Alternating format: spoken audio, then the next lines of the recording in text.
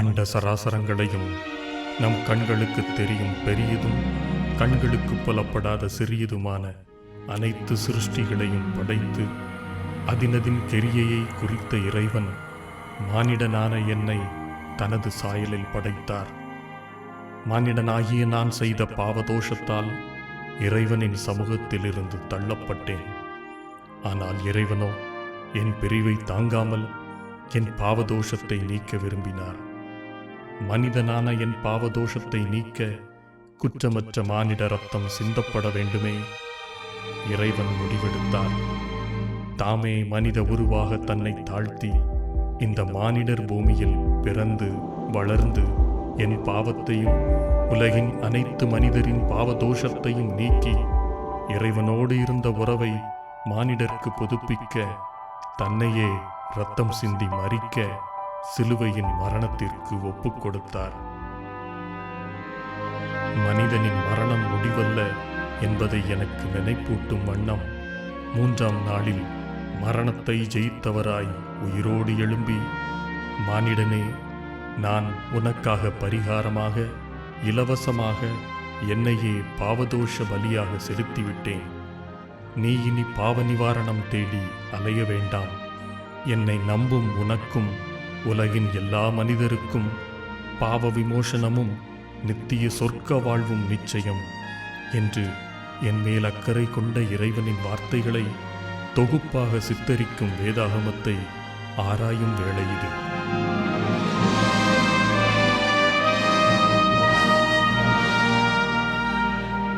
கிறிஸ்துவுக்குள் மிகவும் பிரியமானவர்களே, கடந்த நிகழ்ச்சியில் நாம் வேத புத்தகமே தேவனுடைய வார்த்தை என்பதன் கடைசி 2 அடையாளங்களாக விசுவாசிகளின் மாற்றப்பட்ட வாழ்க்கை மற்றும் தேவனுடைய ஆவியானவர் வேதத்தை நம்முடைய வாழ்க்கையில் எப்படி மெய்யானதாக்கி இருக்கிறார் என்பதையும் பற்றி தியானித்தோம்.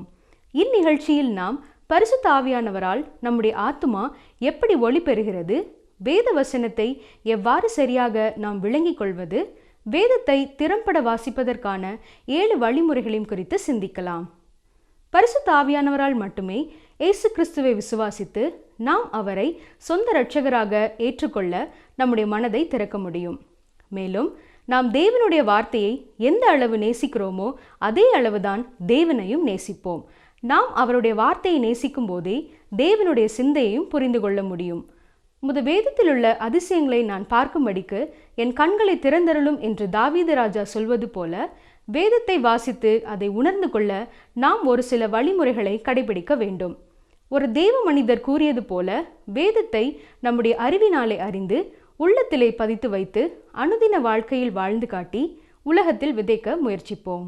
கிறிஸ்துவுக்குள் அன்பானவர்களே, நாம் கடந்த நிகழ்ச்சியில் வெளிப்படுத்தலை குறித்தும் ஆவியானவரின் அகத்தூண்டுதலை குறித்தும் நிகழ்ச்சியின் இறுதி பகுதியிலே சிந்தித்துக் கொண்டிருந்தது உங்களுக்கு நினைவிலே இருக்கலாம். தேவன் பரிசுத்த மனிதர்களை ஏவி வேதத்தை எழுதினார். அவருடைய சிந்தனையை மட்டுமல்ல, வார்த்தையையும் அவ்வாறு அகத்தூண்டுதல் மூலமாக தூண்டி எழுதினார் என்று சிந்தித்தோம். இப்பொழுது ஆத்மா ஒளி பெறுதலை குறித்து சிந்திக்க இருக்கிறோம். நீங்களும் நானும் ஒரு புத்தகத்தை உடையவர்களாக இருக்கிறோம். அதுதான் வேத புத்தகமாகும். அது மனித புத்தகமாகவும் இருக்கிறது. இதில் மனிதர்கள் தங்களுடைய சிந்தனையை வெளிப்படுத்தும் அதே நேரத்தில் தேவனுடைய வார்த்தைகளை எழுதியிருக்கிறார்கள். இதை பரிசுத்த ஆவியானோர் மாத்திரமே நமக்கு கற்றுக் கொடுக்க முடியும். வேதத்தில் காணப்படும் உண்மைகளை நாமே சொந்த அறிவில் அறிந்து கொள்ள இயலும். ஆனால் அதில் காணப்படும் ஆவிக்குரிய சத்தியங்களை அறிந்து கொள்ள வேண்டுமென்றால் தேவனுடைய ஆவியானவர் நம்முடைய சிந்தையையும் நமது இருதயத்தையும் திறந்தருள வேண்டும். அப்போஸ்தலனாகிய பவுல் கொரிந்தியருக்கு எழுதும் பொழுது இவ்வாறு கூறியிருப்பதை பார்க்கலாம். வாசிக்கிறேன். 1 கொரிந்தியர் 2ஆம் அதிகாரம் 7 முதல் 9ஆம் வசனம் வரை. உலக தோற்றத்திற்கு முன்னே தேவன் நம்முடைய மகிமைக்காக ஏற்படுத்தினதும் மறைக்கப்பட்டதுமாயிருந்த இரகசியமான தேவ ஞானத்தையே பேசுகிறோம். அதை இப்பிரபஞ்சத்து பிரபுக்களில் ஒருவனும் அறியவில்லை. அறிந்தார்களானால் மகிமையின் கர்த்தரை அவர்கள் சிலுவையில் அறைய மாட்டார்களே. எழுதியிருக்கிறபடி தேவன் தம்மில் அன்பு கூறுகிறவர்களுக்கு ஆயத்தம் பண்ணினவைகளை கண் காணவும் இல்லை, காது கேட்கவும் இல்லை, அவைகள் மனுஷருடைய இருதயத்தில் தோன்றவும் இல்லை. நீங்களும் நானும் நம்முடைய கண்கள் வழியாகவும் காதுகள் வழியாகவும் மேலும் சிந்தை வழியாகவும் அநேக காரியங்களை அறிந்து கொள்கிறோம். ஆனால் இங்கே பவுல் ஒரு வித்தியாசமான காரியத்தை குறிப்பிடுகிறார். சில காரியங்களை கண்கள் காணாததாகவும் காதுகள் கேளாததாகவும் நம்முடைய சிந்தையை அவைகள் அறிய முடியாதவைகளாகவும் இருக்கின்றன என்று அவர் கூறுகிறார். அப்படி இருந்தால் இந்த உலகத்தில் இருக்கும் பொழுது நாம் எவ்வாறு இவற்றை பெறப்போகிறோம்? 1 கொரிந்தியர் 2ஆம் அதிகாரம் 10ஆம் வசனம் இதற்கு பதில் தருகிறது. நமக்கோ தேவன் அவைகளை தமது ஆவியினாலே வெளிப்படுத்தினார். அந்த ஆவியானவர் எல்லாவற்றையும் தேவனுடைய ஆழங்களையும் ஆராய்ந்திருக்கிறார். இந்த 1 கொரிந்தியர் 2ஆம் அதிகாரம் 9ஆம் வசனத்தை சிலர் மரித்தவர்களை அடக்கம் பண்ணும் ஆராதனைகளிலே எடுத்து பயன்படுத்துவதை நீங்கள் கவனித்திருக்கலாம். மரித்த அந்த மனிதர் இனி இந்த பூமியின் காரியங்களை அதிகம் அறிவதில்லை.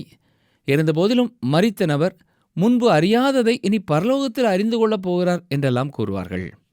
ஆனால் இந்த வசனம் அதை அர்த்தப்படுத்தவில்லை. அதாவது இயற்கையான முறைகளில் நீங்களும் நானும் அறிந்து கொள்ள முடியாத அநேக காரியங்கள் இந்த உலகத்தில் உள்ளன.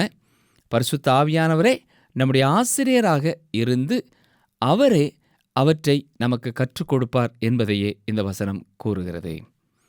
இயேசு தம்முடைய சீஷர்களை பார்த்து இவ்வாறு கேட்டது உங்களுக்கு நினைவில் இருக்கலாம். மனுஷகுமாரனாகிய என்னை ஜனங்கள் யார் என்று சொல்கிறார்கள் என்று இயேசு கேட்டார்.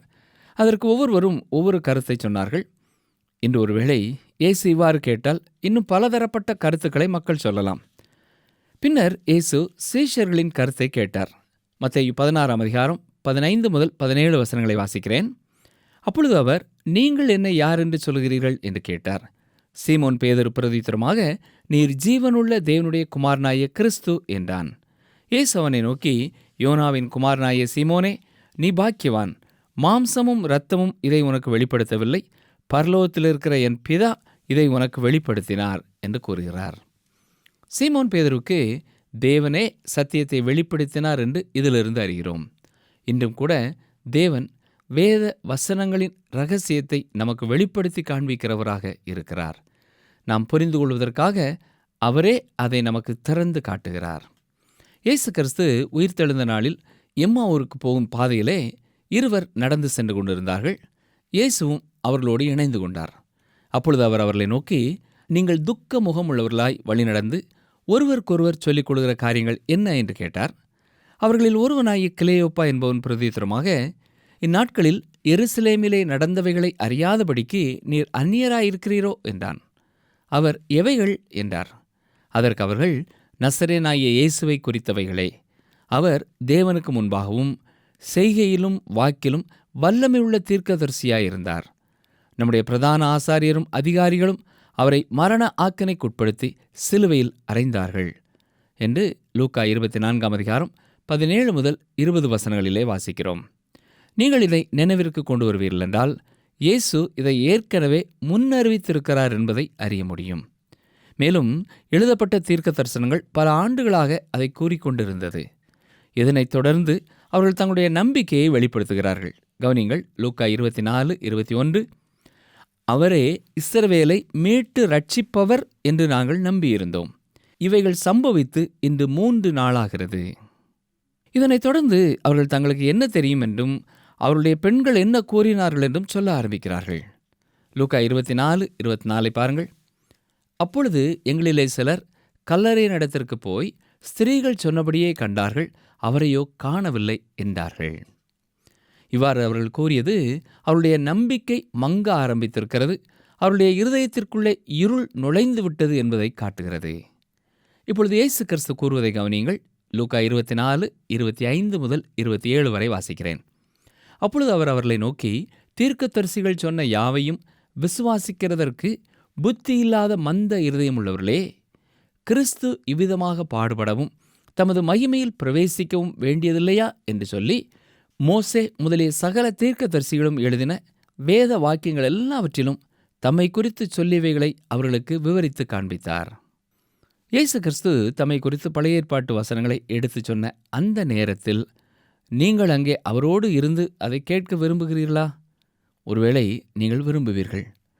அவர்கள் அந்த மாலை நேர உணவிற்கு அமர்ந்திருந்த வேளையில் அவர் இறுதியாக தன்னை அவர்களுக்கு வெளிப்படுத்தின போது சீஷர்கள் என்ன சொன்னார்கள் தெரியுமா? லூக்கா 24:32 பார்க்கும் பொழுது, வழியிலே அவர் நம்முடனே பேசி வேத வாக்கியங்களை நமக்கு விளக்கி காட்டின பொழுது நம்முடைய இருதயம் நமக்குள்ளே கொழுந்துவிட்டு எரியவில்லையா என்று சொல்லிக் கொண்டார்கள். ஆம் பிரியமானவர்களே, இன்றும் நாம் கருத்தோடு வேத வசனங்களை வாசிக்கும் பொழுது, தூய ஆவியானவர் நம்மோடு இடைபடும் பொழுது, நமது உள்ளத்திலும் இந்த கொழுந்து விட்டு எரியும் அனுபவத்தை பெற்றுக்கொள்ள முடியும். நாம் மற்றெல்லா புத்தகங்களையும் விட ஒரு வித்தியாசமான புத்தகத்தை படித்துக் கொண்டிருக்கிறோம் என்பதை நீங்கள் அறிவீர்கள்.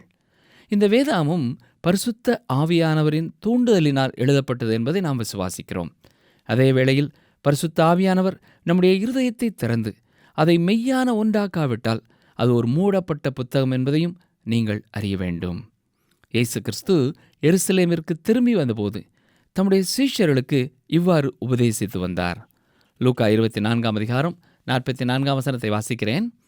அவர்களை நோக்கி, மோசேயின் நியாயப்பிரமாணத்திலும் தீர்க்கதரிசிகளின் ஆகமங்களிலும் சங்கீதங்களிலும் என்னை குறித்து எழுதியிருக்கிறவைகளெல்லாம் நிறைவேற வேண்டியதென்று நான் உங்களோடு இருந்தபோது உங்களுக்கு சொல்லிக் கொண்டு வந்த விசேஷங்கள் இவைகளே என்றார். மோசே முதல் 5 ஆகமங்களில் எழுதியிருக்கிறதையும் தீர்க்கதரிசிகள் தன்னை குறித்து பேசியிருக்கிறதையும் சங்கீதங்களிலெல்லாம் தன்னை குறித்தே சொல்லியிருக்கிறது என்பதையும் இயேசு விசுவாசித்தார் என்பதை இங்கே பார்க்கிறோம். லூக்கா 24:45 பாருங்கள். அப்பொழுது வேத வாக்கியங்களை அறிந்து கொள்ளும்படி அவர்களுடைய மனதை அவர் திறந்து என்று வாசிக்கிறோம். அருமையான நண்பரே, அவர் உங்கள் மனதை திறவாவிட்டால் நீங்கள் வேத வசனங்களை புரிந்து கொள்ள இயலாது. இந்த காரணத்தினாலே தான் நாம் இந்த புத்தகத்தை மிகவும் தாழ்ந்த சிந்தையோடு அணுக வேண்டும். நாம் எவ்வளவு படித்தவர்களாக இருந்தாலும், நமக்கு எவ்வளவு அறிவு கூர்மை இருந்தாலும், நாம் வேதத்தின் முன் நம்மை தாழ்த்தி நம்முடைய அறிவெல்லாம் ஒன்றுமில்லை என்ற உணர்வோடு வர வேண்டும். நாம் 1 கொரிந்தியருக்கு மீண்டும் கவனத்தை செலுத்துவோம். 1 கொரிந்தியர் 2:13-14 வாசிக்கிறேன். அவைகளை நாங்கள் மனுஷ ஞானம் போதிக்கிற வார்த்தைகளாலே பேசாமல் பரிசுத்த ஆவி போதிக்கிற வார்த்தைகளினாலே பேசி ஆவிக்குரியவைகளை ஆவிக்குரியவைகளோடே சம்பந்தப்படுத்தி காண்பிக்கிறோம். ஜென்ம சுவாபமான மனுஷனோ தேவனுடைய ஆவிக்குரியவைகளை ஏற்றுக்கொள்ளான். அவைகள் அவனுக்கு பைத்தியமாக தோன்றும். அவைகள் ஆவிக்கேற்ற பிரகாரமாய் ஆராய்ந்து நிதானிக்கப்படுகிறவைகளானதால் அவைகளை அறியவும் மாட்டான். எனவே இன்று அவிசுவாசிகள் யாராவது, ஏன் அவர் ஒரு பிரசங்கியாராக இருந்தாலும் கூட, என்னிடத்தில் நான் வேதாமத்தில் உள்ளவற்றை தேவனுடைய வார்த்தை என்று நம்பவில்லை என்று கூறினாலும் நான் அதனால் இடறல் அடைவதில்லை. காரணம், அவர்கள் அவ்வாறு தான் பேசுவார்கள். ஏனென்றால் அவர்கள் விசுவாசியாக இல்லாதபடியால் அவர்களால் வேதத்தை புரிந்து கொள்ள இயலாது. மார்க் ட்வைன் என்பவர் ஒரு அவிசுவாசி. அவர் வேதத்தில் தன்னால் புரிந்து கொள்ள முடியாதவற்றை குறித்து தான் கவலைப்படுவதில்லை என்றும் தான் புரிந்து கொண்டவற்றை பற்றியே கவலைப்படுவதாகவும் அவர் கூறியிருக்கிறார். வேதத்தில் விசுவாசம் இல்லாதவர்கள் புரிந்து கொள்ளும்படியான சில காரியங்கள் இருக்கத்தான் செய்கிறது. ஆனால் அவைகளால் அநேகர் தேவனுடைய வார்த்தையை புறக்கணித்துவிட ஏதுவாகும். மற்றும் ஒரு தேவ மனிதர் கூறும்பொழுது, நாம் மனித அறிவை நேசிக்க வேண்டுமேயானால் அதை புரிந்து கொள்ள வேண்டியது அவசியம் என்றும், ஆனால் தேவ அறிவை புரிந்து கொள்ள வேண்டுமேயானால் முன்பு அதை நேசிக்க வேண்டும். அதாவது நாம் முதலாவது அவரிலே அன்பு கூர்ந்தாலே அவரை புரிந்து கொள்ள முடியும் என்றும் கூறியிருக்கிறார். நாம் ஒரு காரியத்தை உறுதியாக தெரிந்து கொள்ள வேண்டியது அவசியம். பரிசுத்த ஆவியானவர் மட்டுமே இயேசு கிறிஸ்துவை நீங்கள் ஏற்றுக்கொள்ளவும் அவரை உங்களுடைய இரட்சகராக விசுவாசிக்கவும் உங்கள் சிந்தையையும் இருதயத்தையும் திறக்க முடியும். ஒரு பிரசங்கத்தை பிரசங்கிக்கும் முன்னர் நான் எவ்வளவு உதவியற்றவன் என்று உணர்கிறேன். ஆம், என்னால் ஒருவரையும் தேவனண்டை கொண்டு வர இயலாது. ஆனால் தேவனுக்குள் பலவானாக காணப்படுகிறேன். பரிசுத்த ஆவியானவர் என்னுடைய வெறுமையான வார்த்தைகளை எடுத்து மெய்யானவைகளாக ஜீவன் உள்ளவைகளாக பயன்படுத்துகிறார். அடுத்ததாக வேத வசனத்திற்கான விளக்கம் அளித்தலை குறித்து சற்று கவனிப்போம். இது நீங்களும் நானும் வேதத்திற்கு கொடுக்கும் விளக்கத்தோடு சம்பந்தப்பட்டதாகும். இதன் காரணமாகவே இன்று இத்தனை சபை பிரிவுகளும் காணப்படுகின்றன. இன்று ஒவ்வொருவரும் ஒவ்வொரு விதமாக வேதத்தை விளக்கி கூறுகிறார்கள். ஒவ்வொருவரும் ஒரு விளக்கத்தை உடையவர்களாக இருக்கிறோம். எங்கேயெல்லாம் கருத்து வேறுபாடுகள் காணப்படுகின்றதோ அங்கேயெல்லாம் சில தவறான கருத்துக்களும் இருக்கின்றன என்பது உண்மை. நாம் வேதத்தை விளக்க முயலும் பொழுது பல விதிமுறைகளை பின்பற்ற வேண்டியது அவசியம். முதலாவதாக வேதத்தின் முழு நோக்கத்தையும் கருத்தில் கொள்ள வேண்டும். ஒரு குறிப்பிட்ட வசனத்தை குறித்து மட்டும் கொள்கை அளவிற்கான முடிவிற்கு வரும் முன்னர் எல்லா வசனங்களையும் கருத்தில் கொள்ள வேண்டும். ஒரு கருத்தை குறித்த எல்லா வசனங்களையும் கவனித்து அதிலிருந்து சத்தியத்தை புரிந்து கொள்ள வேண்டும். வேதத்திற்கு விளக்கம் கொடுக்கும் பொழுது இரண்டாவதாக நாம் கவனிக்க வேண்டிய காரியம், இந்த வசனம் யாருக்கு சொல்லப்பட்டது என்பதை கவனிக்க வேண்டும். உதாரணமாக யோசுவாவை நோக்கி தேவன் கூறியதை சற்று கவனிப்போம். யோசுவா 1 அதிகாரம் 2 வசனத்திலே இந்த யோர்தானை கடந்து போ என்று அங்கே சொல்லப்பட்டிருக்கிறது. இன்றும் அநேகர் அந்த யோர்தானை கடந்து போய் கொண்டுதான் இருக்கிறார்கள். இது வேத வசன நிறைவேறுதலா? இல்லை. இந்த வசனத்தை வாசிக்கும் பொழுது இது யோசுவாவிற்கு சொல்லப்பட்டது என்பதை நாம் கவனத்தில் கொள்ள வேண்டும்.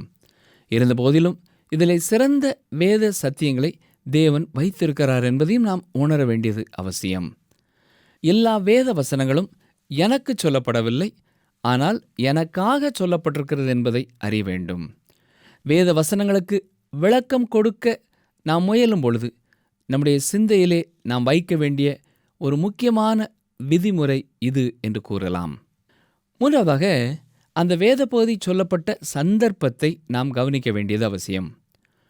ஒரு குறிப்பிட்ட வசனத்தினை ஆராயும் பொழுது அதன் முன்னும் பின்னும் உள்ள பகுதியை வாசித்து சூழ்நிலையை அறிந்து கொள்ள வேண்டும்.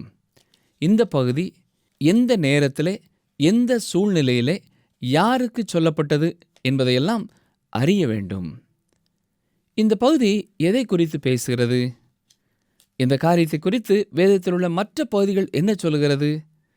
இது போன்ற காரியங்களை நாம் கவனித்து பார்க்க வேண்டும். வேத வசனங்களுக்கு விளக்கம் கொடுக்கும் பொழுது நாம் கவனிக்க வேண்டிய 4வது குறிப்பு, மூல பாஷையில் என்ன சொல்லப்பட்டிருக்கிறது என்பதையும் கண்டுபிடிக்க வேண்டும். நீங்கள் இதை கண்டுபிடிக்க கிரேக்க, எபிரேய வேதாமத்தை பயன்படுத்த வேண்டும். உங்களால் அதை வாசிக்க இயலவில்லை என்றால் அதற்கு பயன்படுத்தக்கூடிய நல்ல அகராதிகளை வாங்கி நாம் அதை படிக்க வேண்டும். பிரியமானவர்களே, சில மொழிபெயர்ப்புகளை வாசிப்பதிலே நாம் எச்சரிக்கையாக இருக்க வேண்டும். ஏனென்றால் இன்றைய நாட்களிலே சிலர் தங்கள் கொள்கைகளின் அடிப்படையில் தங்களுக்கு சாதகமாகவும் மொழிபெயர்த்து விடுகிறார்கள். 5வதாக, வேதத்தை முறைப்படியாக மொழிபெயர்க்க வேண்டும்.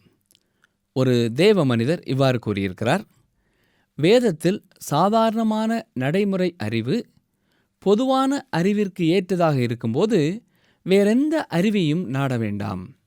ஆகவே ஒவ்வொரு வார்த்தையையும் அதனுடைய முக்கியமான, சாதாரணமான, வழக்கமான, முறைப்படியான அர்த்தத்தோடு எடுத்துக்கொள்ளப்பட வேண்டும்.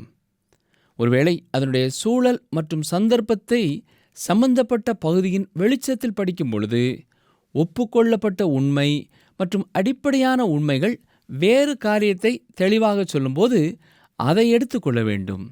இல்லையென்றால் முறைப்படியான அர்த்தத்தையே எடுத்துக்கொள்ள வேண்டும் என்று கூறியிருக்கிறார்.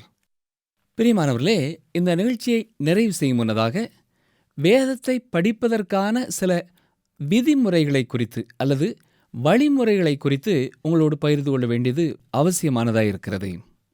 நீங்கள் இந்த வழிமுறைகளை பின்பற்றும் பொழுது உங்கள் வாழ்க்கையிலும் உங்கள் இருதயத்திலும் ஆசீர்வாதம் தங்கும் என்பதை உறுதியாக சொல்ல முடியும். சங்கீதம் 119:18 வாசிக்கிறேன். உமது வேதத்தில் உள்ள அதிசயங்களை நான் பார்க்கும்படிக்கு என் கண்களை திறந்தருளும். இந்த ஒரு ஜெபத்தோடு நாம் வேதத்தை வாசிக்க ஆரம்பிப்போம். வேதத்தை வாசிக்கும் பொழுது ஒரு கிரமத்தோடு படிக்க வேண்டியது அவசியம். ஒரு மருந்து பாட்டிலை எடுத்துக்கொள்ளுங்கள். அது ஒரு சாதாரண மருந்தாக இருந்தாலும் கூட அதை எவ்வாறு, எத்தனை வேளை, எவ்வளவு பயன்படுத்த வேண்டும் என்ற ஒரு ஒழுங்குமுறை இருக்கிறது இல்லையா? எந்த ஒரு பொருளை வேண்டுமானாலும் எடுத்துக்கொள்ளுங்கள். அதை பயன்படுத்த ஒரு வழிமுறை, ஒரு ஒழுங்கு உண்டு. உலக பொருட்களிலே நாம் இவ்வளவு செய்ய வேண்டியது இருந்தால், முக்கியமான தேவனுடைய வார்த்தையை வாசிக்கும் பொழுது நாம் எவ்வளவு கவனமுடையவர்களாக இருக்க வேண்டும் என்று சிந்தித்து பாருங்கள்.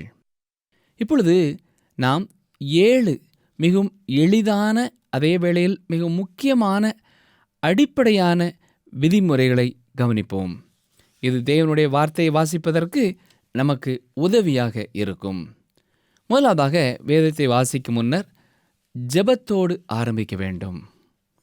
இரண்டாவது, வேதத்தை கவனமாக வாசிக்க வேண்டும். மூன்றாவது, அதை நாம் படிக்க வேண்டும்.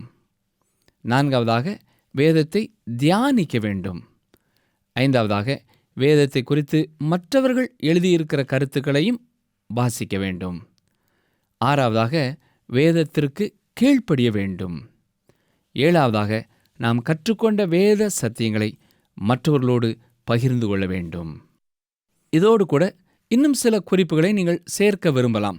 ஆனால் நான் கூறிய இந்த 7 காரியங்களும் மிகவும் அடிப்படையானவை. வேதத்தை குறித்து ஒருவர் கூறும்பொழுது, வேதத்தை உங்கள் தலையில் அறிந்து கொள்ளுங்கள், இருதயத்தில் பத்திரப்படுத்துங்கள், உங்கள் வாழ்க்கையில் காண்பியுங்கள், உலகில் விதையுங்கள் என்று கூறியிருக்கிறார். இப்பொழுது நாம் வேதத்தை தியானிக்க இருக்கிற இந்த 7 வழிமுறைகளை சற்று விரிவாக பார்ப்போம். முதலாவதாக நாம் பார்க்க வேண்டியது ஜெபம். இந்த வேத புத்தகம் மற்ற புத்தகங்களை விட வித்தியாசமானது என்று நாம் ஏற்கனவே சிந்தித்தோம். நாம் வேதத்தை புரிந்து கொள்வதற்கு பரிசுத்த ஆவியானவர் மாத்திரமே நம்முடைய சிந்தையை திறக்க முடியும். நீங்கள் உலகின் எந்த ஒரு புத்தகத்தை வேண்டுமென்றாலும் எடுத்துக்கொள்ளுங்கள். தத்துவமோ கணிதமோ அறிவியலோ எதுவானாலும் அது மனிதனால் மட்டும் எழுதப்பட்டிருக்கிறது. அது மனிதனால் புரிந்து கொள்ளப்படுகிறது. மனிதன் எழுதி மனிதனால் புரிந்து கொள்ள இயலாதிருக்கிற புத்தகம் என்று ஒன்று உலகத்தில் எதுவும் இல்லை. ஆனால் வேதாகமம் வித்தியாசமான ஒரு புத்தகம். பரிசுத்த ஆவியானவர் உங்களுக்கு போதகராக இல்லை என்றால் வேதத்தை உங்களால் புரிந்து கொள்ள முடியாது. மேலும் அவர் நமக்கு போதிக்க விரும்புகிறார். ஏனென்றால் இயேசு கிறிஸ்துவே யோவான் 16:13 சொல்லும் பொழுது, சத்திய ஆவியாகிய அவர் வரும்போது சகல சத்தியத்திற்குள்ளும் உங்களை வழிநடத்துவார் என்று கூறியிருக்கிறார். நாம் தேவனுடைய வேதாகமத்தை திறக்கும் பொழுது சங்கீதக்காரனுடைய ஜெபத்தோடு ஆரம்பிக்க வேண்டும். உமது வேதத்தில் உள்ள அதிசயங்களை நான் பார்க்கும்படிக்கு என் கண்களை திறந்தருளும். சங்கீதக்காரன் இந்த ஜெபத்தை செய்யும் பொழுது அவர் தன்னுடைய சிந்தையில் மோசேயின் பிரமாணத்தை நினைவிலே கொண்டிருக்கலாம். நாம் இப்பொழுது இந்த ஜெபத்தை வேதத்தில் உள்ள 66 புத்தகங்களுக்கும் பயன்படுத்தலாம். அப்போஸ்தலனாகிய பவுல் எபேசு சபையில் உள்ளவர்களுக்காக ஜெபித்த போது அவருடைய ஆரோக்கியத்தை முக்கியத்துவப்படுத்தி ஜெபிக்கவில்லை. அவருடைய செல்வ செழிப்பான வாழ்க்கைக்காக ஜெபிக்கவில்லை. பின்னர் எதற்காக ஜெபித்தார்? வாசிக்கிறேன். எபேசியர் 1:17-18 நம்முடைய கர்த்தராகிய இயேசு கிறிஸ்துவின் தேவனும் மகிமையின் பிதாவுமானவர் தம்மை நீங்கள் அறிந்து கொள்வதற்கான ஞானத்தையும் தெளிவையும் அளிக்கிற ஆவியை உங்களுக்கு தந்தருள வேண்டும் என்றும், தாம் நம்மை அழைத்ததினாலே நமக்குண்டாயிருக்கிற நம்பிக்கை இன்னதென்றும், பரிசுத்தவான்களிடத்தில் தமக்கு உண்டாயிருக்கிற சுதந்திரத்தினுடைய மகிமையின் ஐஸ்வர்யம் இன்னதென்றும் என்று ஜெபிக்கிறார். பவுலின் ஜெபம் என்னவென்றால், அவர்கள் அவரை பற்றிய ஞானத்தையும் அவருடைய வெளிப்படுத்துதல்களையும் புரிந்து கொள்ள வேண்டும் என்று ஜெபிக்கிறார். அதாவது அவர்கள் தேவனுடைய வார்த்தையை அறிய வேண்டும் என்று ஜெபிக்கிறார். அருமையானவர்களே, நமக்காக மற்றவர்கள் ஜெபிக்கும் பொழுதும் இந்த காரியத்திற்காக ஜெபித்தார்கள் என்றால் நலமாயிருக்கும். நம்முடைய ஆவிக்குரிய கண்கள் திறக்கப்பட வேண்டும் என்று ஜெபித்தல் வேண்டும். தேவனுடைய சித்தத்தை அறிவதே நமக்கு இன்று முக்கியமான காரியம். தேவனுடைய வார்த்தை என்பது தேவனுடைய சித்தமாயிருக்கிறது.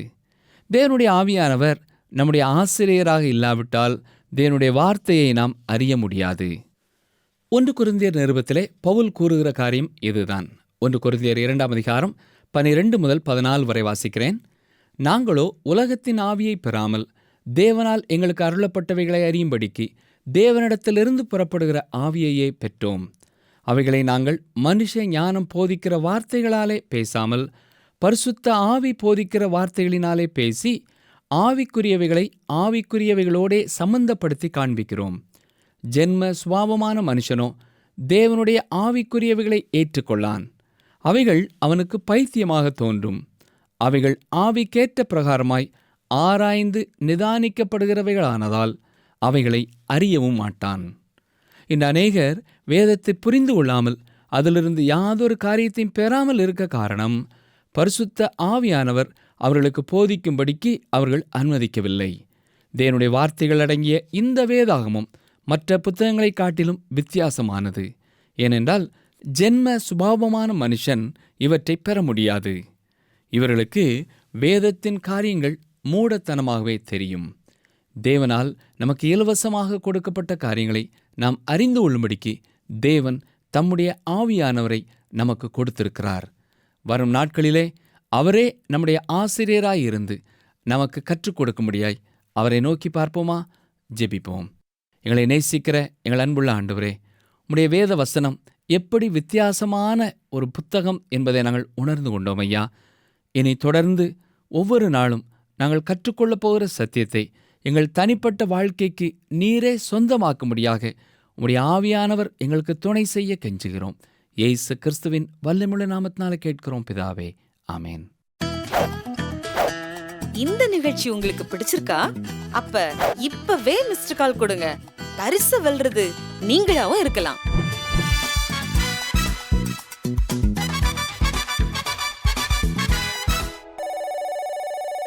பிரியமானவர்களே, நாம் தியானித்தது போல பரிசுத்த ஆவியானவர் துணை இல்லாமல் நம்மால் வேதத்தை புரிந்து கொள்ள இயலாது.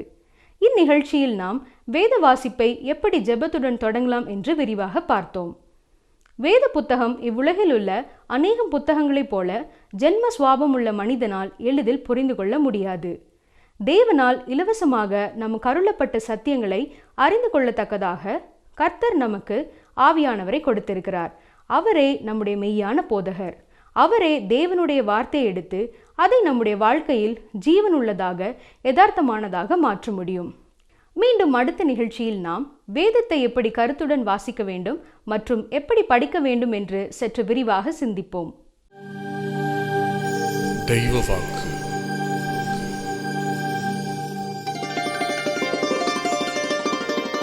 என்னை பலப்படுத்துகிற கிறிஸ்துவினாலே எல்லாவற்றையும் செய்ய எனக்கு பலனுண்டு. பிலிப்பியர் 4:13.